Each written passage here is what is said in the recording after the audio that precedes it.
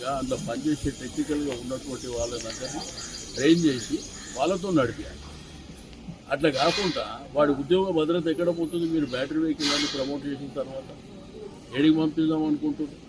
అంటే ఇక్కడ ఉన్న మూసేసి హైదరాబాద్తో ఉన్నటువంటి సంబంధం వాళ్ళకు, భూమితోని ఆ ఇంటితో ఉన్న సంబంధం, ఆ పిల్లలు చదువుకుని ఇక్కడనే, ఆ పిల్లలు జాబ్ చేస్తున్నారు ఇక్కడనే, వాళ్ళని మీరు కుట్రపూరితంగా జిల్లాలలో పంపించే ప్రయత్నం ఒకవైపున జరిగింది.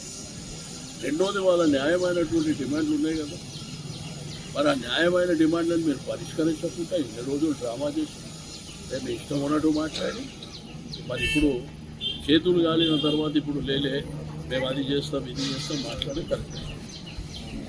అల్టిమేట్గా ఏంది, ఆర్టీసీ ధర్నాలు చేయడం వల్ల ఆర్టీసీ బస్సులు బయటికి రాకపోవడం మూలాన పేద సామాన్య కుటుంబాల పరిస్థితి ఏంటి?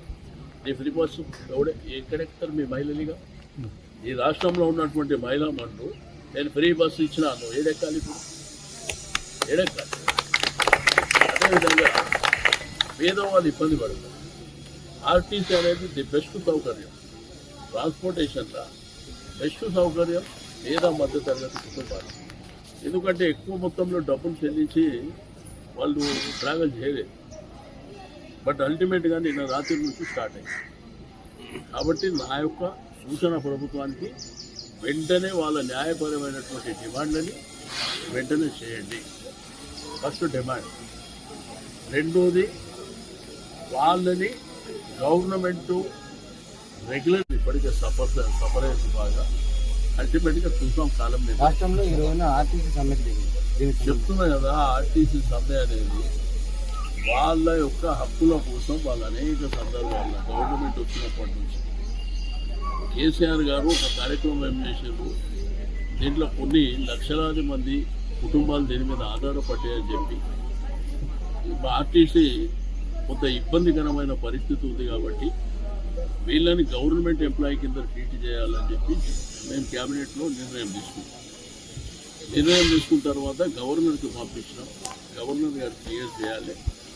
అంతలోపు కొంత డిలే కావడం, మా గవర్నమెంట్ పోవడం ఇవన్నీ జరిగినాయి.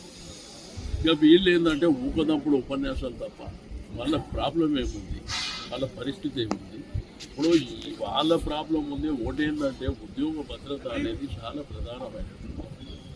ఆర్టీసీని లక్షలాది మంది తరతరాలుగా కాపాడుతున్నటువంటి సంస్థ. బట్ ఇప్పుడేం చేశారు, బ్యాటరీ వెహికల్స్ అని చెప్పి ప్రైవేట్ వానికి ఎవరికి దారదత్తం చేసి, రెండోది గవర్నమెంట్ డిపోలను కూడా వాళ్ళకి అలాంటి మీకు రాణిగంజ్ కానివ్వండి, లేకపోతే గౌలిగూడ కానివ్వండి, లేకపోతే జిల్లాలలో కానివ్వండి, ప్రైవేట్ వాళ్ళకి ప్రాపర్టీస్ ఎట్లిస్తారు? ఓకే, మీరు బ్యాటరీ పొల్యూషన్ ఉండొద్దు, బ్యాటరీ మేము ఎంకరేజ్ చేసుకున్నాం. బ్యాటరీ ఎంకరేజ్ చేసినప్పుడు ఏం చేయాలి? ఇందులో పనిచేసే వాళ్ళకు ట్రైనింగ్ ఇస్తుంది.